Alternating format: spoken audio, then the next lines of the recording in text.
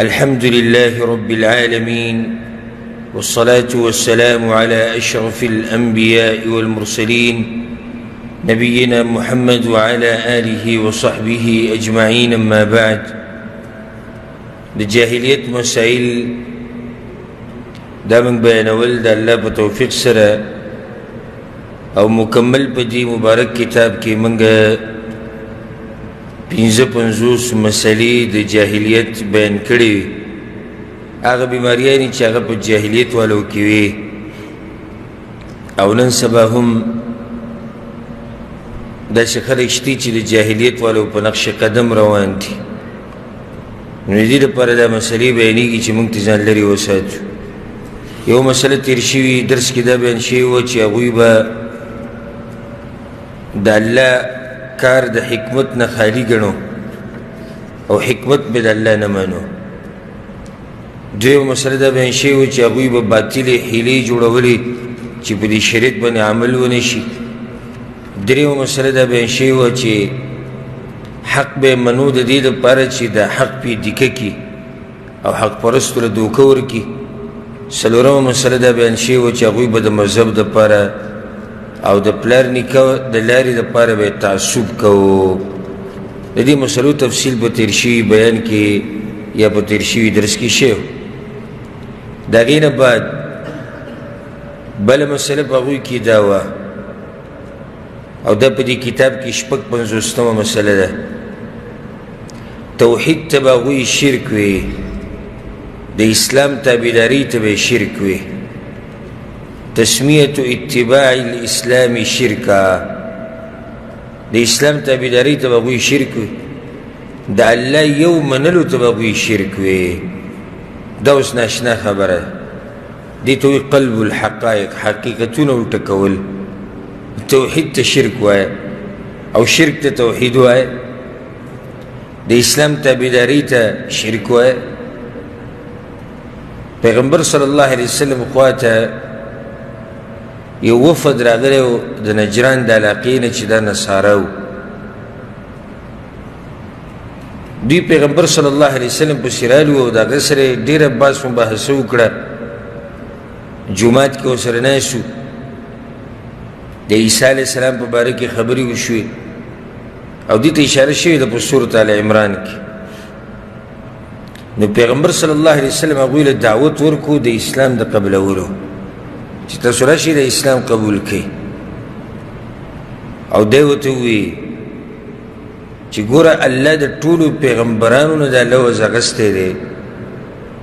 که تاسو ژوندي وئ او دغه پیغمبر راغی چې د هغه نوم دی محمد صلی الله علیه وسلم، نو تاسو به یې تابعداري کوئ. په دې باندې الله د ټولو پیغمبرانو نه لوظ اخیستی. عام خلک خو پرې د پیغمبرانو نه لوظ اخیستی چې دا پیغمبر راشي او په دې پیغمبرانو کې یو ژوندی یو یي، نو هغه به هم د دې پیغمبر تابعداري کوي. نو بس هغوی پاڅېدو یې ښه اتريد یا محمد ان نعبدک، لکه ته دا غواړې چې موږ ستا بندګي وکړو. اوس ګوره دې ځای کې د پیغمبر تابعداري ته یې شرک ووایي. یعنې د پیغمبر تابعداري کول د هغه بندګي کول دي. حقیقت یې الټه کړو. انکار یې د دې تابعدارۍ نه په دې طریقې سره وکړو چې ښه موږ به ستا بندګي کوو. الله د آیت نازل کو او شیخ راوړی دی ما كان لبشر ان يؤتيه الله الكتاب والحكم والنبوة ثم يقول للناس كونوا عبادا لي من دون الله. کیدی نشي داسې الله وایي او نه یو انسان سره دا مناسب دی چې الله هغه له کتاب ورکړي، نبوت وله ورکړي، پوهه وله ورکړي، پیغمبري وله ورکړي او بیا د هغه خلکو ته څه وایي چې زما بندګي کوئ. دا کیدی نشي چې یو سړي د الله نبوت ورکړي او پیغمبر ته جوړ کړي، هغه بیا دعوت صرف دې طرف ته ورکوي چې بندګي به د الله کوئ. الله په هغوی باندې رد وکړو چې پیغمبرانو چې کوم دین راوړی دی دا توحید دی، دا شرک نه دی. او دا پیغمبران چې الله رالیږلي دي دپاره رالیږلي دي چې راوباسي دا خلک د خلکو د بندګۍ نه د هغه رب بندګۍ ته چې هغه یوازې د بندګۍ حقدار دی. نو هغوی ګوره دې ځای کې د پیغمبر صلی الله علیه وسلم تابعداري ته د هغې عبادت وي او سبحان الله جاهلیت والے کې خو دا بیماري وه چې توحید ته به شرک وي تابعداري ته شرک وي خو زمونږ په دې زمانه کې چې کم دي دا هم د هغوی نه څه کم نه دي زمونږ په دې زمانه کې چې کم جاهلان دي دا هم د هغوی نه څه کم نه دي مثال د قبرونو بندګۍ باندې که ته رد وکړې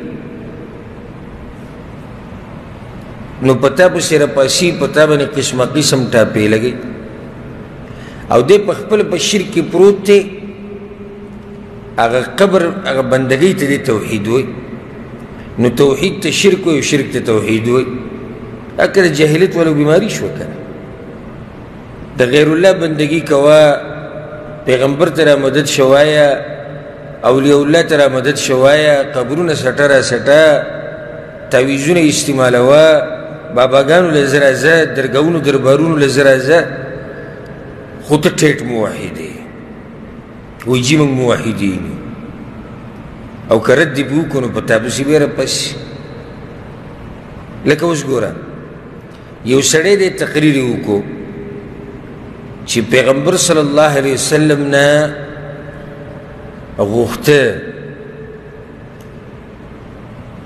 هغه څه چې د هغه په طاقت کې نه وي او بیا دا چې پیغمبر صلی الله علیه وسلم دنیا نه تللی دی ستا چغې نه اوري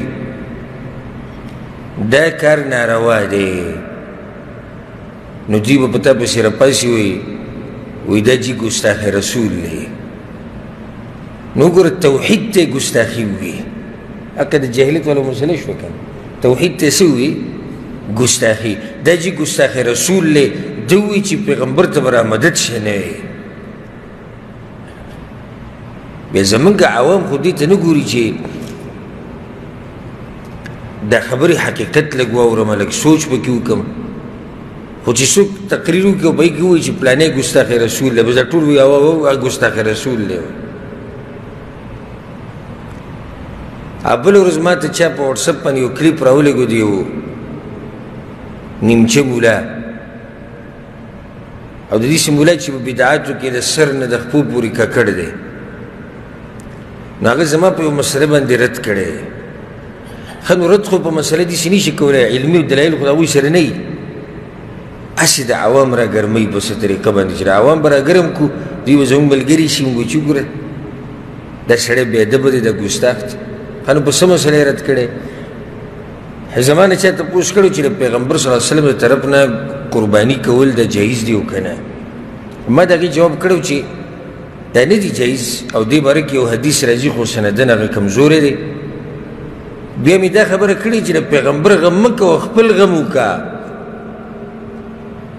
مطلب دا چې ته دې پورې نښتی چې پیغمبر ته ثواب ورسي او هغه له الله اوچتې درجې ورکړي نو پیغمبر ته ثواب اسم میلاوي او الله اوچتې مرتبې هغه له اسم ورکړي خو ته خپل غم وکړه نو هغه مولا وی دې وابه ډېره ګستاخي کړې ده ډېره دې کې دا یاد یې سې راکاږي وی چې د پیغمبر غم مه کوه استغفر الله د پیغمبر غم مه کوه هلکه وایي د پیغمبر غم چې مسلمان نه کوي نو څوک به یې کوي دا څومره خبره کم طرف ته واړوه دا خو د مدینې منافقانو چې د خپلو خېټو غم ورسره و د پیغمبر غم ورسره نه و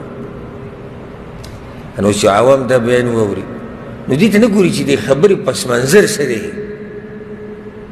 دا خبره په څه بنیاد شوې ده نو زما هغه روغې مسلې ته یې ګستاخي ووي زما هغه روغې مسلې ته یې بېادبي ووي او دی باادبه دی او دی بیا هم د پیغمبر سره محبت کوي او دی روان په غلطه دی دا د جاهلیت والا بیماري ده او زمونږ په ملک کې خو ډېره اسانه ده په سړي باندې ټاپو لګو ګستاخ رسول او بیا مړ هم که څوک دنه تپوس نه کوي مړی که داسې ړانده خلک دي زموږ په ملک کې لکه و د یو سړي په باره کې مشهور شو که چې دا ګستاخ رسول دی دوو کسانو چغه وواله په بازار کې یعنې که ویې نیسئ ګستاخ رسول دی دا ټول بازار ورسره ملګری کېږي او دا سړی مړ کوي خو یو هم دا تپوس نه کوي چې ګستاخ رسول و درته څنګه وی ولې څه جلي کړی آیا دی د وجلو حقدار دی دته ګستاخ رسول ویل پکار دی داسې ګستاخي کړې ده که نه. ما په خپله د یو بریلي سره خبرې کولې، مخکنۍ خبره د نن نه 8 کاله مخکې په نیټ باندې. په ورځو کې به دا اسکایپ ډېر چلېدو، اوس خو دا هغه ډیجیټ خاص نه چلېږي. په هغې باندې زما د یو پنجابي بریلي سره خبرې روانې وي، نو هغه بنین اچولی و او د بنین سره پرتوګ و. نو ما چې د خبرې زمونږ روانې ما تا سره په دې مسلو څه دلیل دی؟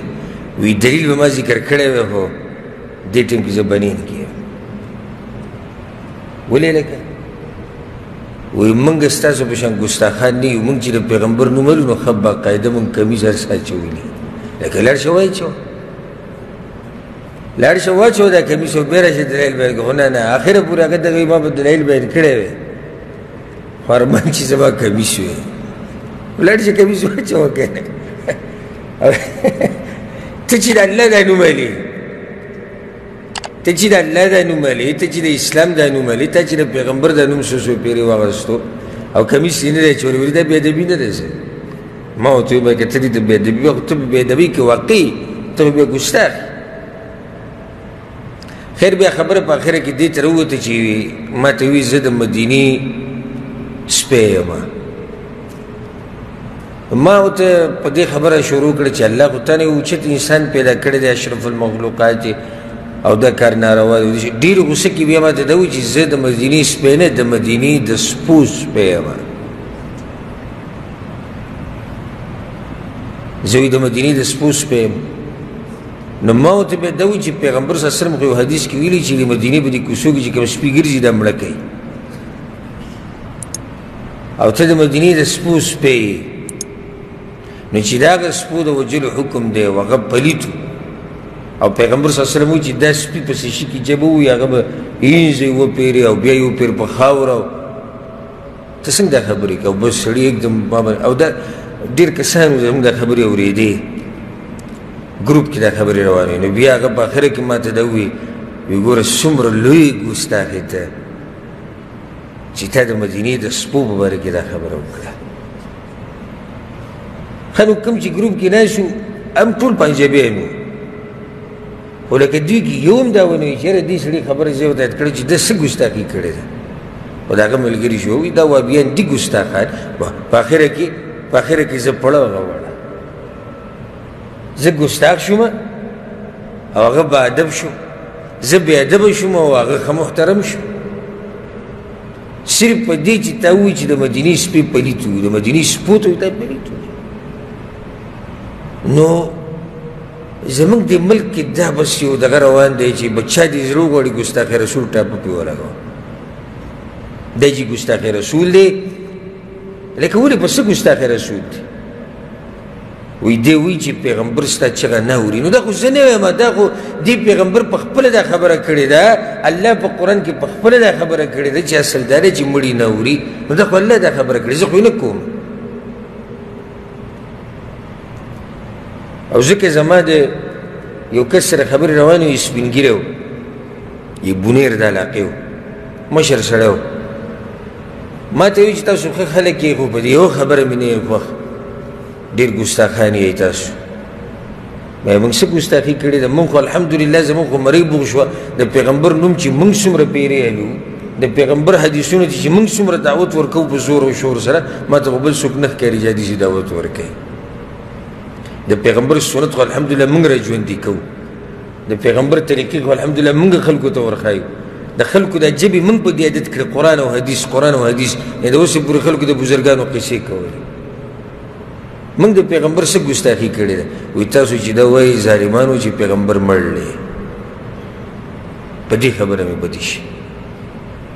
دغه ګستاخي تاسو کوئ. ما دا خو الله ویلي چې انک میت و انهم میتون، پیغمبره ته به مري دوی به مري. اوس ته الله مبارک یې څه خبره مې دې پورې کولی چې حقایق الټې شي. هغه کوم چې د پیغمبر ادب کوي هغه بې ادبه شو، او هغه کوم چې بې ادبه دی هغه با ادب شو. لکه هغه کنزلمار بریلی چې دا ګوډ خادم حسین رضوي، دا د کنزلو مشین دی. صرف دغه چغې چغارې ورته ووایي روډونو ته راوته ورته وایي نو هغه یو بیان کې وایي پیغمبر اودس ماتي له لاړ صحابه کرام بیا لاړو نو د پیغمبر هغه جسم نه چې څه وتلي وو هغه یې راواغېستو ویې خوړو دا کېدای شي تاسو هم هغه مقطع اورئ هغې کې پروګرام غټ دغه کې جلسه یي خنو لاندې تاسو څه وایي چې خلکو به څه ویلي چې لکه دا هغوی سبحان الله سبحان الله محبت دا دی وګوره څنګه محبت دی نو اوس دې ځای کې دې ظالم ګستاخي د پیغمبر هم وکړه او ګستاخي د صحابه کرامو هم وکړه خو څوک به ورته ووایي چې ته ګستاخي دی بیا هم با ادبه دی او که زه د دې خبرې دفاع وکړم چې لکه دا دې بهتان ولګوو په صحابه کرامو باندې دا ته دروغ جوړ کړو په پیغمبر صلی الله علیه وسلم باندې پیغمبر صلی الله علیه وسلم او د هغه صحابه کرام د دې خبرې نه پاک دي هغه داسې قسمه خلک نه و چې ګندګي نه خوړي او پیغمبر هغوی ته دا تربیت نه دی ورکړی بلکې صحابه کرام وایي چې پیغمبر صلی الله علیه وسلم به قضای حاجت له تو زموږ د سترګو نه به پناه شو دا قسمه خبرې ورته وکړي زه ګستاخ او هغه بیا صحیح دې ته وایي چې تله الټه شي تله څه شي الټه شي هغه بل دی هغه بریلی او خبره نه اوږدېږي دې بریلیانو په قصو کې ورغلي نو او د دې جاهلانو ایو ته دا خبره کړې ده چې دغه اشین پټکۍ چې اچولی طاهر الیاس دی الیاس قادري وایي چې زمونږ علاقه کې یو پیشو ده او دغه پیشو په تندي کې داسې نښه جوړه شوې ده لکه د پیغمبر صلی الله علیه وسلم د نعلینو په شان هغه کې د خیال کړی هغوی په دې ځای باندې هغه د پیزار نښه لګولي وي دا د پیغمبر د نعلینو په شان دي دا به چې د ځان نه ډک وسلې ویلي خیر خو هغه کس دې تپوس وکړي چې زموږ په علاقه کې پیشو ده او دا پیشو په تندي کې قدرتي د دغه نعلینو نښه جوړه شوې ده دا هم چې د بریلی و نو دی ورته جواب کې وایي چې ګوره تا چې دا نوم واغستو چې بلی ہے دس نه بلی شریف ہے ولې بلی شریف ځکه چې هلته د هغې دومره غټه پیشو چې په تندي کې د دې نعلینو نښه ده خو دا خو هم څه پیشو یې کنه دا د دوی خبرې نو اوس که ته دا ووایې چې دا پیشو دا هېڅ شی نه دی لرې کې د کور نه وشړه بار ته وباسه ته ګستاخ او بیا عام ګستاخ نه ګستاخ رسول فتوا به د باندې ولګي نو حقیقتونه الټه شوي دي جاهلان الټه کړي ښه زموږ په باره کې دوی امامان نه مني او موږ چې څنګه امامان منو داسې ورب الکعبه کې څوک یې مني ښه دی وایي زه منم امامان وایي زه منم ته چېرته لاړ شه چې خلک د امام ابو حنیفه په مذهبي یا د امام شافعي په مذهبي یا د امام احمد بن حنبل په مذهبي یا د امام مالک په مذهبي د هغوی جومات ته ورشه او د بل امام په قول عمل وکړه چې سرمن د نه وباسي که نه وباسي وباسي نه سرمن که نه نو ته څنګه امامان مني ته خو زه امامان منمه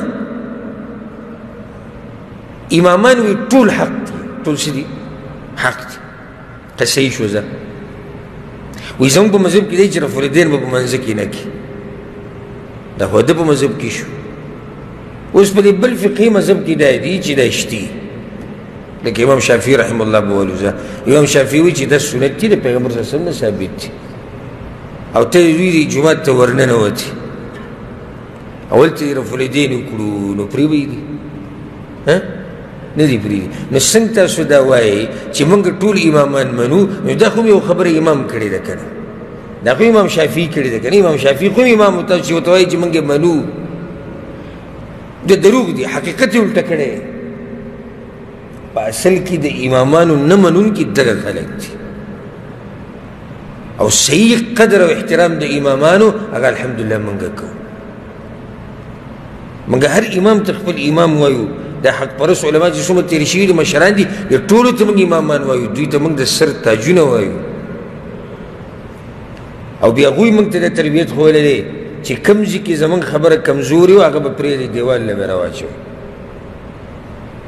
نو بس بیا دا اشکال پیش کړي وایي تا ته پته ولګېده چې امام د پلاني امام خبره کمزوري ده او دومره غټ سړی مونږ ته وایو نه لازم نه چې د اوس دور عالم ته دا غلطي پته لګي په هغه باندې نور علماو رد کړی که نه د هغه مقابلې علما لکه اوس امام شافعي رحمه الله یو خبره وکړه امام احمد بن حنبل وی چې د هغه دا قول کمزوری دی صحیح مسله دا ده نو ولې امام احمد بن حنبل د هغه نه څه کم دی او په دې کې هم څه حرج نشته چې د اوس زماني یو عالم ووایي چې دا مسله کمزوري ده ولې څه چل دی چې دلیل ورسره وي د دلیل په رڼا کې خبره کوي او مسلې ته کمزوري ووایي د یو عالم د یو امام د یو ملا سره د قدر او احترام ولې په دې کې څه عیب شته هېڅ عیب پکې نشته عیب خو دې کې دی چې بېادبي وله کوي ګستاخي کوي هسې دا خبره مې دې پورې راواغسته چې هغه کوم چې امامان مني هغه مشهور په څه شو وی دوی نه مني او کوم چې نه مني هغه مشهور په څه شو وی دوی مني دا که د جاهلیت والا هغه قصه ده تله الټه شوې ده ټوله تله الټه شوې ده دا نن چې زه کومې خبرې کوم که نه که دا چا په کولو غوږونو او په ویښ زړه سره واورېدي نو الله به په ډېر څه باندې پوه کړي جماعت المسلمین زموږ په ملک کې دی جماعت دی رجسټر جماعت المسلمین او عثمانیان او توحیدیان اچار دی هلته هر شی شته زه د یو عثماني سره ملاو شوی ومه زمونږ کلي ته راغلی و زه په ورځو کلي کې وم نو د ماښام بانګې ووي ما ته پته هم نه و چې دا عثماني دی نو د نسوارو پیړۍ لګولې وه خو هلته کمې پوڼۍ چې پاکستان کې میلاویږي هغه دومره وړې دی نیمه لګولې وه نیمه یې پوره لګولې وه ما ورته ویې اذان یې وکړو منزل نه ځو وایي جي په دې مولیانو پسې لمونځ نه کېږي ولې لکه ولې په دوی پسې لمونځ نه کېږي وایي دوی چې دی تنخواه اخلي او بله ده چې دوی د جادو اثر مني او دوی نظر مني او دوی دا مني دغه مني او خپل دا حال نو هغوی څه وایي هغوی دا وایي وایي کم سړی چې دا وایي چې جادو اثر کوي دا مشرک دی ولې وایي دا خو ده لکه یو مخلوق ته یو کار حواله کړو چې هغه یې هم کوي حالانکې موږ داسې نه وایو چې جادو په خپل اثر کې دا مسلمان څو شپېرې بیان کړي موږ څه وایو جادو په حکم د الله سره اثر کوي دې کې شرک کوم ځای نه راغی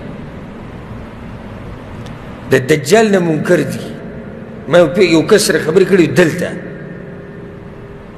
وایي دی دجال باره کې چې څومره حدیثونه راغلي دي دا زه نه منم ولې ما وی دا خو هغې کې دي چې دی به باران راوري او دی به خزانې راوباسي او دی به دا کوي دا کار خو د الله دی دا خو تاسو مشرکان دي ما ورته ویم عیسی علیه السلام مني ویاو ما عیسی علیه السلام به مړي را ژوندي کول ویاو ما عیسی علیه السلام به چې سړی به بیمار وه به یې روغ کړو ویاو نو بیا خو ته مشرک یو ته مشرک ځکه مړي را ژوندي کول چا کار دی الله یې وی خندل ما ته وایي هغه د الله په حکم کوي نو ما څه ویلي چې دجال په خپل حکم کوي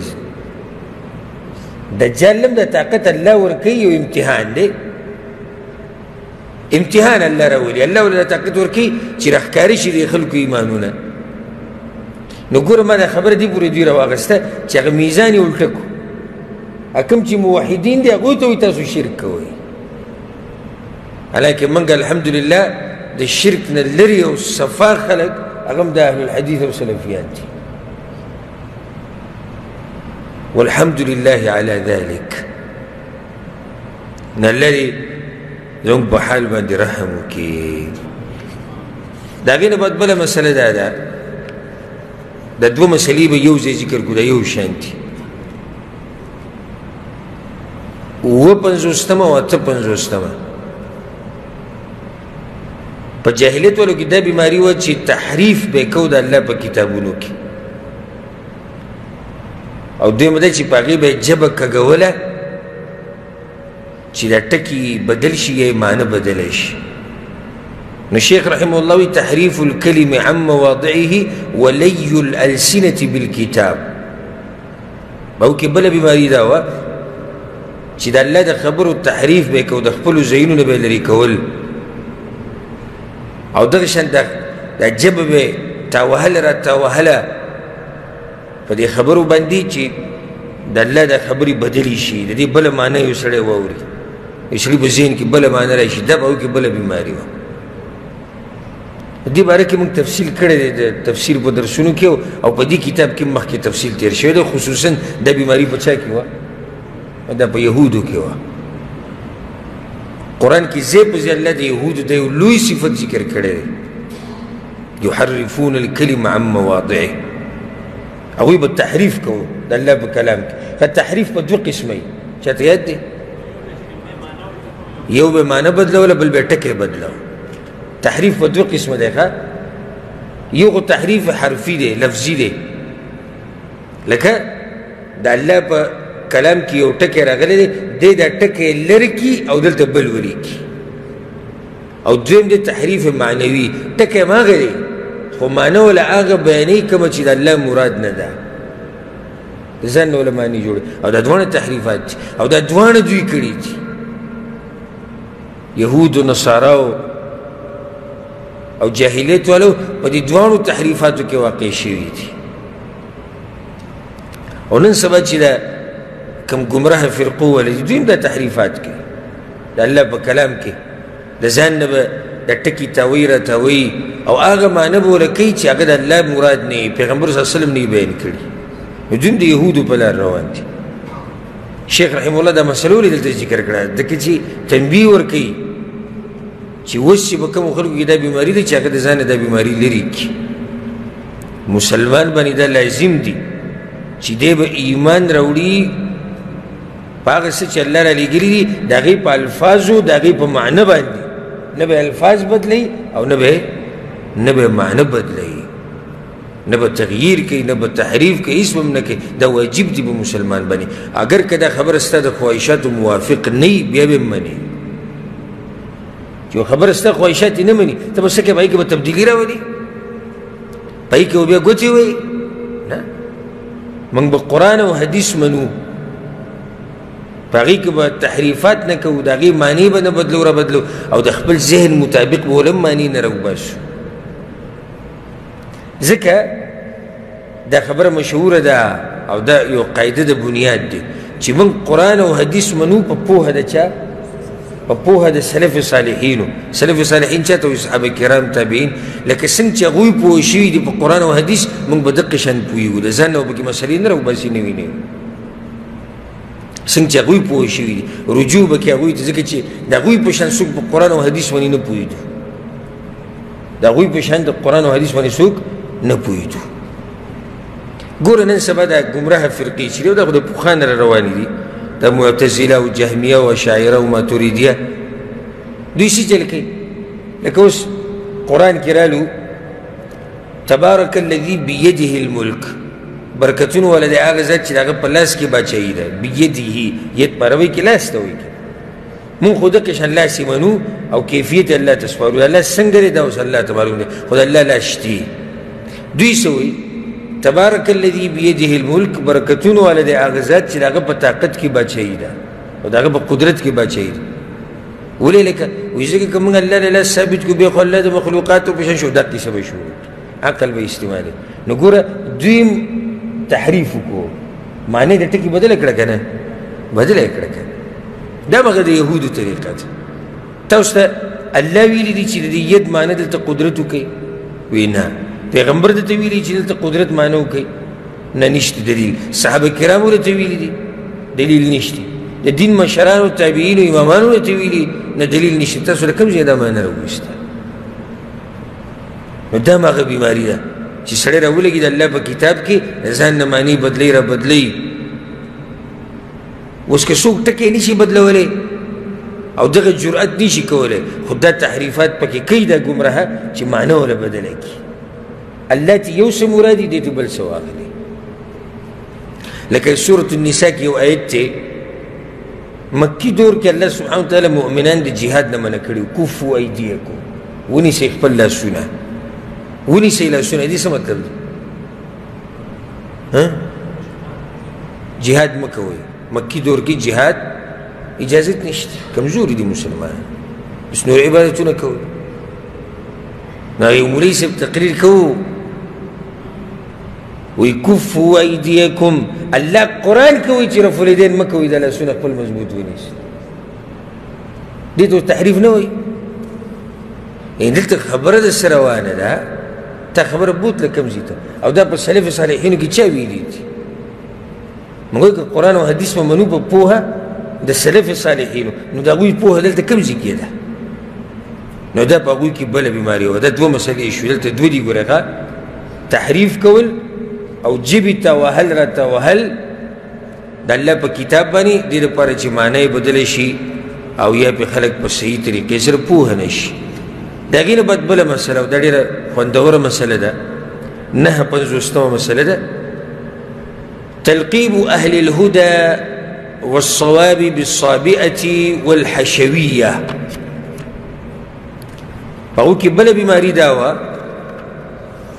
چې اهل حق باندې به قسمه قسم بهتانونه لګول په اهل حق باندې به قسمه قسم بهتانونه او نمونه یې ښودو لکه الشيخ رحمه الله وی اهل الهدى تلقيب اهل الهدى هدايت ولا جسوكو والصواب او حق ولا جبو نعغوت به صابئوي او غوت به حشويه وي چې چا به حق بینو نو دی جاهلیت ولا به وي دا جی صابي دی دا څه دی صابي دی یا دا حشوي دی اول د دې معنی ذکر کوو به وضاحت کوو د دې خبرې صابي هغوی به چاته وي صابي اوی هغه چاته وي الخارج عن الدين چې د دین نه ووتو هېڅ دین به نو نو هغه ته به صابي وي نو چې کوم سړی به مسلمان شو نو د مکې مشرکانو به ورته څه وي وی دی څه شو دی صابي شو په حق پرستو باندې دا نوم هغوی یې کله به وي دا حشوي شو حشوي څه ته وایي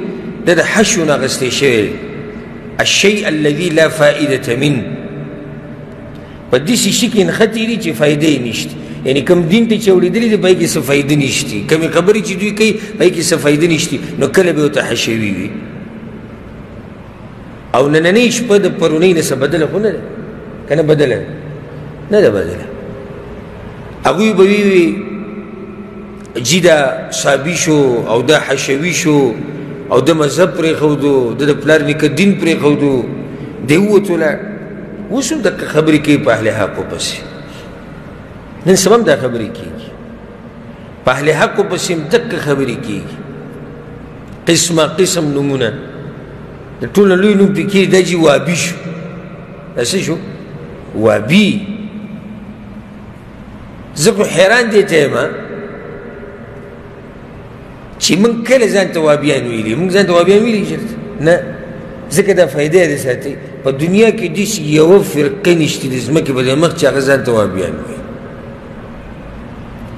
دا خو د باطل پرستو دا پته ورته ولګېده چې اوس څه چل وکړو د عوام د حق نه څنګه واړو ښه نو دلایل خو نشته که نه عوام د حق نه څنګه واړو دلایل خو نشته که نه راشه په دې حق پرستو باندې څه نوم کېده چې د خلکو ته زړه تور شي نو یو نوم یې پکې ایښه وابي نو کله چې ته عوامو ته ووایې چې نه پوهېږي د پلانې وابي دی وابي ښه ده وابي دی او ما وایي که څه ده مسلمان دی و دې غریب خبرو مې چې وابي څه ته خو دې ملا ورته دا وابي غټ کړی وابي لکه د ده چې بالای او راښکاره شي او خلک خوري وما تم خلق وابي ويدا وابي سي جل ما الحمد لله هذه مسألة سر دليل بيانوما بعقيدة القرآن والحديث يما السلف الصالحين فهم باني رواني يما د امامانو د دین د مشرانو ټولو قدر او احترام کوم سي جل وابي خدای دې موليانو ته د نوم کې خو دې لپاره چې خلک تیریږي او ته خبر نه چې وابي څه ته وایي اوس الحمد لله دې خلکو ته پته ولګېده چې زموږ د مولیانو چې به وابي وابي کول اصلېږي خو لږ شاته که لاړ شي زموږ د دې زمانې نه لږ شاته لاړ شي نو د هغه دور خلکو به وابي ورب الکعبه په دې ته قسم خورم وابي به د کافر نه هم بدتر ګڼو د کافر سره به له ګزاره کوله خو د وابي سره به ګزاره نه کوله هغوی وایي چې اخر د وابي څه شی دی نو دوی به ورته وایي مولیانو وابي دی او ټکی به یې زه غټ کړو ښه وابي څوک دی وایي وابي وایي چې د خور سره نکاح جایز ده کوم ځای کې ویلي نو دا تپوس څوک نه کوي چې کوم ځای کې ویلي خو وابي وایي وابیان وایي چې د خور سره نکاح څه ده جایز ده وابیان امامان نه مني کوم ځای کې ویلي ثابت که کنه ثابت پرېږده خو نه یې مني وابیان امام ابو حنیفه پسې کنځلې کوي لکه کوم ځای کې کړي ته خو ثابت که کنه بس کړي دي خلک یې وایي خلک یې وایي سلسله روانه ده لکه دا یو پیر یو ځای کې زه ناست وم یو سپین ږیری کس ناست و مشر نو هغه دا خبره وکړه مخکینۍ خبره ده په ډک مجلس کې دا خبره وکړه وی دې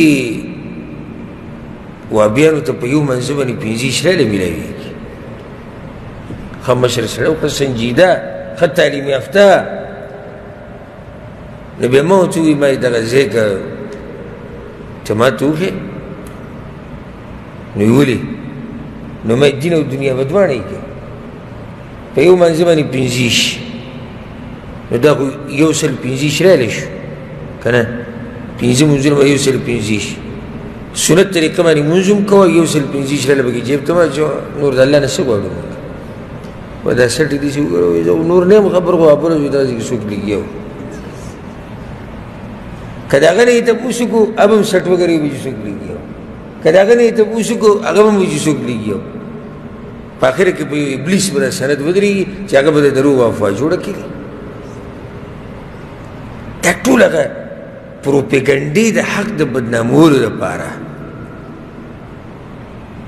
وابیان وی چې د 15مې خور سره نکاح کېږي خو ته پېژنې چې څنګه یې ویلي اول خو به یا ویلي نه او که ویلي نو په څه دغه یې ویلي ته ځان پوه کړی چې خویندې به 15 قسمه وي یوه د مور پلار نه پیدا وي یوه صرف د پلار نه یوه صرف د مور نه او یوه رضایي خور شوه او 15مه عامه دیني خور شوه د دې سره نکاح کېږي خو دې به دا خبره صرف چېرې استغفر الله استغفر الله ته مې توبې ووایي چې د خور سره نکاح کېږي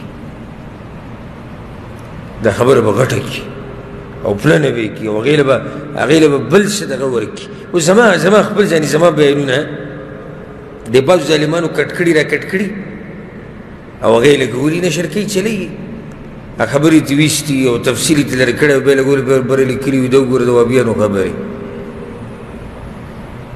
نو خلکو اوس لکه که په ما باندې یو سړی رد کړي خو دلایل بیان کړه د قرآن او حدیث ما پړ کړه خبره ختمه شوه بغیر د دې نه چې ته ما ته وابي ووایې بغیر د دې نه چې ته زما بیانونه کټ کوټ کړې بغیر د دې نه چې ته ما بدنامې ما داسې پړ کړه چې زما دلایل کمزوري کړه زما مسلې کمزوري کړه ما پړ کړه ما مړه کړه خبره ختمه شوه او دې ته څه ضرورت دی دا جوابیان دي او دا چې د امریکې نه وي دوی له پیسې راځي اوس امریکا ما له پیسې په دې راکوي چې ته قرآن او حدیث بیانوه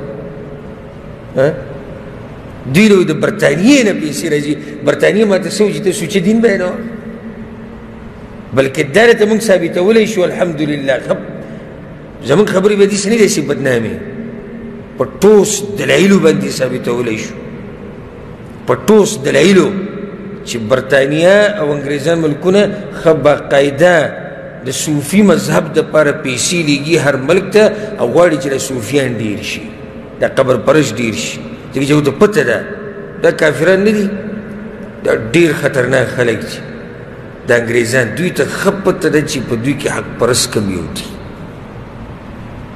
ما د یو هندو تقریر اورېدو پنډت و دی پنډتانو مشر لغړ نه ناست هغه لغړ ناست و هغه مالټې رنګ هغه کپړې په دې اوږو راچولې وه هغه ووایي د هندوستان حالت ښه برابر ووایي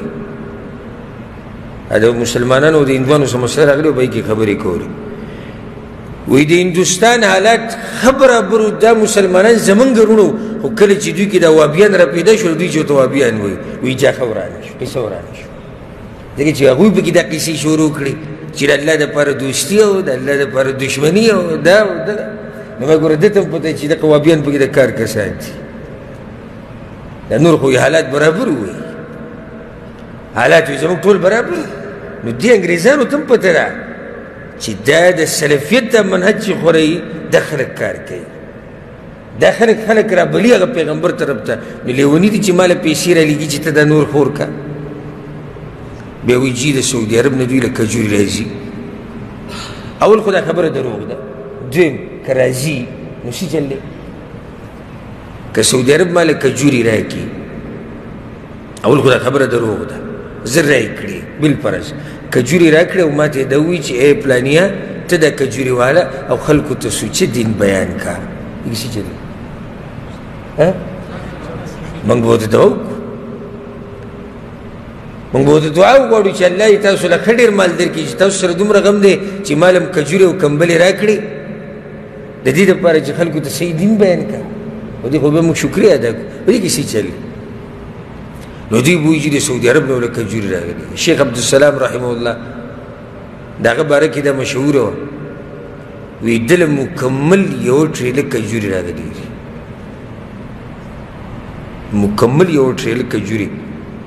او هغه دې ته په پاکستان کې تشې کړي او کمبلې ورسره وي. شیخ سبا له اعلان وکړو چې ما پنجشیریت پرېښودی دا علیحدې شي. نو ما دې ملګرو ته دا وي ما دوی له جواب ورکول پکار دي چې دا خو ستاسو کمی ثابت شو، تاسو کمزوري یې، ستاسو دا مذهب دومره کمزوری چې سړی ځنه په کجورو واوړېدو. نو بیا تاسو نران شئ. دکه شیخ عبدالسلام له به م 2 ټریلې کجوري لېږلې وې او دغه سلفیت نه به م راړولې وې، راوړې وې بیا کړې د هغې نه.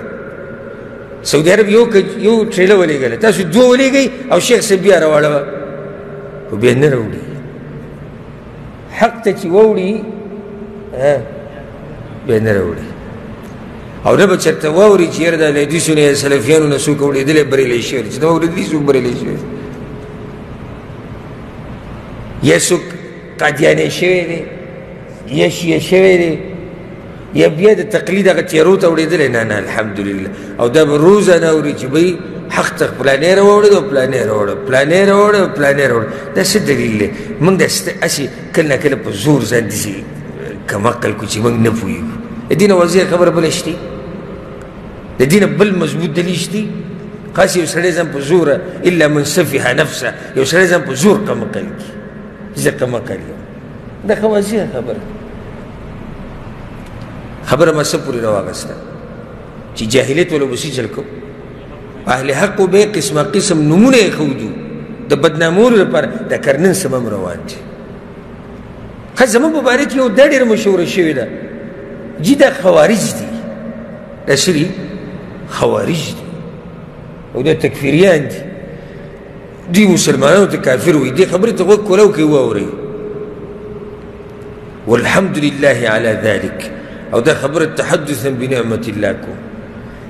ما په خپلو درسونو کې چې د خوارجو د منهج څومره خلاف خبره کړې ده او په خوارجو باندې ما رد کړې، ما ته رسو کې دوی په دې مولیانو کې ثابت کړي. په دې مسله باندې زما څومره بیانونه دي. زمونږ د مشرانو، زمونږ د علماو، زمونږ د سلف صالحینو منهج دا دی چې مسلمان ته به کافر نه وي، خو کافر ته به مسلمان هم نه وي. موږ ګورې نه مرجعه یو او نه خوارج یو. خوارج مسلمان کافر کوي او مرجعه څه چل کوي؟ کافر مسلمانوي. موږ دواړو کې نه یو. ګورې چې الله یې کافر کړي، د الله پیغمبر یې کافر کړي، ښه په زور شور سره ورته کافر وایو. او چې الله او د الله رسول ورته کافر نه وي نو ما ورته څوک چې کافر ورته وایي. زموږ دا منهج دی الحمدلله. موږ د خوارجو خلاف یو. که هغه هر قسمه خلک دي، د هغه وخت نه واله د پیغمبر صلی الله علیه وسلم د زمانې نه واله او د عثمان بن عفان د وخت نه واله چې خوارج راووتو په زور سره، اگر که پیدا شوي مخکې او د دې زمانې پورې چې څومره خوارج دي، څومره تکفیریان دي، څوک چې مسلمانان په ناحقه وجني، څوک چې مسلمانانو ته کافر وایي، د ټولو نه غټ دشمن یې زه یم او د ټولو نه غټ دشمنان زما دي. موږ خوارج یو، موږ تکفیریان یو. یو سړی په خپله به خارجي نظر لري، په خپله به تکفیروي، اهل حقو ته به خوارج وي، اهل حقو ته به تکفیریان وي. دا نومونه به صرف دې دپاره لګوي چې خلک د دوی د دې دعوت نه څه شي، متنفره شي، دعوت نه یې واوړي. هلته دا طریقه خو سره نشته چې دلایل بیان کړي، نه دا خو سره نشته. نو په دې طریقه باندې بیا اهل حق بدناموي. نو دا 59مه مسله شوه، او هغه څه ده؟ اهل حقو باندې قسمه قسم نومونه یې ښوده د څه دپاره؟ د بدنامولو دپاره. د هغې نه بعد بله مسله، او دا دوه مسلې به یو ځای ذکر کړو، دا یو شان دي. 80 او 1 نمبر مسله، په الله باندې دروغ جوړول او حق ته دروغجن ویل. او کې دا بیماري وه، په الله به یې دروغ جوړول، په حق به یې دروغ جوړول او حق ته به یې دروغ. دا په جاهلیت والو کې دا بیماري وه. الله او د الله په پیغمبر صلی الله علیه وسلم دروغ جوړول او حق ته به یې دروغ وي، حق به یې دیکه کو. دا د هغوی مشهوره طریقه وه. لکه جاهلیت والو کې دا بیماري وه چې طواف به یې کو، نو څنګه به یې کو؟ لغړ به یې کو، او بیا به یې څه وي؟ وجدنا علیها آباءنا. غټ دلیل خو دا و چې زموږ پلار نیکه به کوله. دویم والله امرنا بها. او موږ ته چا ویلي چې دا کار کوئ؟ الله راته ویلي. دا اوس ګوره په الله یې دروغ جوړ کړو. الله تاسو ته دا امر کوي چې لغړ طواف کوئ؟ ځکه الله وی ویقولون علی الله الکذب وهم یعلمون. دوی په الله باندې دروغ جوړوي او خو ته پته لري چې موږ دروغ وایو، او د دې ګناه نه هم خبره دي خو وایي. انما یفتری الکذب الذین لا یؤمنون بآیات الله. په الله باندې دروغ هغه خلک جوړوي چې هغه د الله په ایتونو باندې ایمان نه راوړي. او ځکه خو الله منع کړي دي ولا تقولوا لما تصف ألسنتكم الكذب هذا حلال وهذا حرام لتفتروا على الله الكذب. الله ورته وایي د ځان نه خبرې مه کوئ چې دا حلال دی او دا حرام دی، په الله دروغ مه جوړوئ. الله یو شی حلال کړی تاسو ته حرام وایي، الله ورته حرام وایي تاسو ته حلال وایي، او بیا وایي الله دې څه وایي. دا خو تاسو په الله دروغ جوړوئ. دغه شان په پیغمبر صلی الله علیه وسلم باندې دروغ جوړول. نو د مسلمان شان بدای چې دی به دروغ نه جوړوي، نه په الله باندې او نه د الله په پیغمبر صلی الله علیه وسلم باندې. دې باره کې سخت وعیدونه راغلي دي. ومن اظلم ممن افترى على الله کذب. او د هغه چا نه لوی ظالم شتي چې په الله باندې دروغ جوړ کړي؟ نه. پیغمبر صلی الله علیه وسلم په باره کې څه راځي؟ په صحیح مسلم کې د حدیث ته غوږ ورته کېږدئ.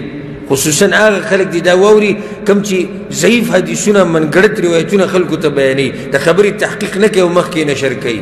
پیغمبر صلی الله علیه وسلم وایي یکون فی آخر الزمان دجالون کذابون. په آخر زمانه کې به دروغجن خلک پیدا شي. یأتونکم من الاحادیث بما لم تسمعوا انتم ولا آباؤکم. داسې حدیثونه به ته بیانوي چې نه به تاسو اورېدلي نه به ستاسو پلار نیکه اورېدلي. دروغ به جوړوي ټول. فإیاکم وإیاهم. ځان به د هغوی نه لرې ساتئ او هغوی به د ځان نه لرې ساتئ. پیغمبر صلی الله علیه وسلم وایي په صحیح بخاري صحیح مسلم کې دا حدیث دی ان کذبا علی لیس ککذب علی احد. په ما باندې دروغ جوړول دي نه دي لکه په عام چا چې دروغ جوړي. نه، په عام انسان باندې دروغ جوړول دا هم ګناه ده، خو پیغمبر باندې دروغ جوړول دا به ډېره لویه ګناه ده. نو ځکه یې څه ووایي من کذب علی متعمدا فلیتبوأ مقعده من النار. چا چې په ما باندې قصدن دروغ جوړ کړو د ځان له په دنیا کې دی او ځان له په جهنم کې ځای وکړو. امام احمد بن حنبل رحمه الله یو حدیث راوړی دی ان الذي یکذب علی. پیغمبر صلی الله علیه وسلم وایي کم سړی چې په ما دروغ جوړوي دې ته غوږ کېږدئ. کم سړی چې په ما دروغ جوړوي یبنى له بیت فی النار. الله د دې لپاره یو کور جوړوي په جهنم کې. پیغمبر صلی الله علیه وسلم باندې به دروغ نه وایي. ټولو ته زموږ دا نصیحت دی چې د جاهلیت والو دا کار به نه کوئ چې بې تحقیق یو خبره په الله وروتپئ یا یې په پیغمبر صلی الله علیه وسلم وروتپئ. خصوصا د کوم وخت نه چې دا فیسبوک یې راوتي دي، د واټسپ یې راوتي دي، بس چې مخې ته راشي او لاندې ورته لیکلي چې پلاني کتاب کې دی، اوس تا ته څه پته چې د پلاني کتاب کې دی، په دې ګړز مخکې شعر کړي، به دغه د شعر دا بټن یې زده کړي دی چې په دې باندې شعر مخکې نشر کړي. که ته دا معلومات کړي چې دا حدیث دي؟ نه، وایي ما خو دا معلومات نه دي کړي. ته دا معلومات کړي چې دا مسله ثابته وي؟ نه. نو څنګه یې نشر کوې؟ اوس که دا دروغ وي په الله باندې او که دا دروغ وي په پیغمبر صلی الله علیه وسلم باندې، بیا به څه کوې؟ ډېر احتیاط به کوئ، ډېر احتیاط چې کومه خبره هم کوئ د الله په باره کې او پیغمبر په باره کې چېرته پکې اخوا دېخوا ونه وایئ. ګورئ په الله باندې دروغ جوړول معمولي خبره نه ده. الله وایي د ده نه لوی ظالم بل نشته. پیغمبر باندې دروغ جوړول داسې معمولي خبره ده؟ یو سړی په دنیا کې دی او په جهنم کې ځان له ځای بوک تحقیق کوي د هرې خبرې. یا دا زموږ دا کم وروڼه چې د تبلیغ کې ګرځي او علم ورسره نه وي، دوی قصې روالي بس، قصه به بیا په وروته په پیغمبر باندې. د الله نه یره پکار ده. او دغه خو پرېږده کوم چې پکې د جاهلان ګرځي، بلکې بعض پکې هغه چې نوم پې د مولا پروت دی، مقررین دي، هغوی چې په پیغمبر باندې کم دروغ جوړوي تاسو به ورته حیران شي. یو دی نه مشهور د پیغمبر جنازې له الله راغی په خپله، او الله به په جنت کې سندرې ویو او پیغمبر به سندره ویو، او الله راغی مدینې ته او مسجد نبوي ته راغی. دا خبرې ګوره دا معمولي خبرې، داسې وړې خبرې ته الله مبارک لیکي، ته پیغمبر مبارک لیکي. نو کشران به په څه حال وي؟ هغوی قصه روالي چې بس ایو لیکي او قصه یې کوله، وی منګون وجل حرام دي. څه دلیل دی لکه منګون ولې حرام دي؟ وی دا پیغمبر یو پیر وده سهار منځ نه وده پاتې کېدو دی منګون راپاسو. وی چې راپاسېدو پیغمبر صلی الله علیه وسلم چې منګون به نه وجني، ده زه منځه راپاسول. خو دا کوم ځای کې ویلي پیغمبر صلی الله علیه وسلم؟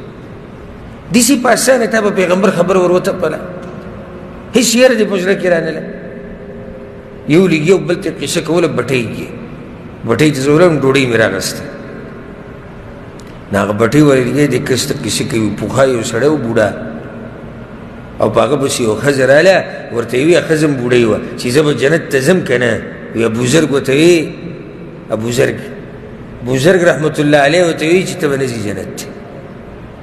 وی هغه ډېر په ژړا شو روان و چې زه به ولې نه ځم؟ وی بیا ورته هغه وضع کړي چې نه ځې به، خو په داسې حال به نه ځې، ته به جنۍ شي بیا به ځې. ما ورته ویم حاجي صاحب دغه بزرګ ته څوک یادوي؟ بس وی دا مشرانو قصه کړې ده مونږ اورېدلې. ما دا ته چې څوک یادوي؟ دا پیغمبر صلی الله علیه وسلم دی. وی بوډا کس، بوډا سړي خو هله یو بوډۍ راله بزرګ و دا ګوره کومه چې پیغمبر خبره هغه په نورو ورتپي او د نورو هغه په پیغمبر ورتپي، اړیته خړیته قصه روانه ده، هېڅ یره نشته د الله نه. په الله دروغ جوړوه، په پیغمبر دروغ جوړوه، لکه دا معمولي خبرې نه دي. دنیا و آخرت به دې تباه شي، دنیا و آخرت به دې تباه شي. ډېر احتیاط کوئ، ډېر زیات احتیاط کوئ. او دا موبایل چې کوم ملګري استعمالوي، د دې بعض د دې موبایلو ټاکوانې دقې کې ناسې لیکي، دا کتب ورکې کتب ورکې هر شی نشر کوه، هر شی لیکه، خو چې بس زه مشهور شم، زه مخکې شم، او خلک راته په آخر کې څه ووایي؟ شیخ صاحب محترم. نو ستاسو څه خیال شیخ صاحب محترم به ورته ووایي چې زه شیخ صاحب محترم نه یم؟ نه ورته واپس وی لوی شي، څه مسله ده؟ خو چې دی مشهور شي، پرېږده که په الله دروغ جوړ شي څه خبره نه ده، پرېږده که په پیغمبر دروغ جوړ شي څه خبره نه ده، خو چې دی مشهور شي، دی وځلېږي او ده ته خلک وایي چې یاره دا پوهه ده. ډېر احتیاط کوئ. کومه خبره چې د مخې ته راځي نو هغه ول د هغې معلومات کوه چې دا خبره رښتیا ده که نه، که رښتیا یې به مخکې نشر کړه. داسې نه چې ثواب د ګټلو اراده دي او الټه ګناهونه وګټي. نو څو مسلې شوې نن؟ شپږ کمې په زوره وایه څه چل دی تا زوره؟ توحید ته به هغوی شرک وي، د الله په کتاب کې به تحریف کو، ژبه به تاوالي را تاوالي د معنی بدلولو دپاره، ټکي بدلولو دپاره. په اهل حقو باندې به قسمه قسم نومونه یې ښودو، په الله باندې به دروغ جوړول او حق به دروغجن ګڼو. او داسې ټولې شوې په دې کتاب کې یو شپېته مسلې شو انشاءالله باقي به پر روان درس کې به یو الله دې موږ پوه کړي په قرآن او حدیث باندې او الله دې موږ د جاهلیت د بیماریانو لرې ساتي هذا والله اعلم وصلى الله وسلم على نبينا محمد وعلى آله وصحبه أجمعين.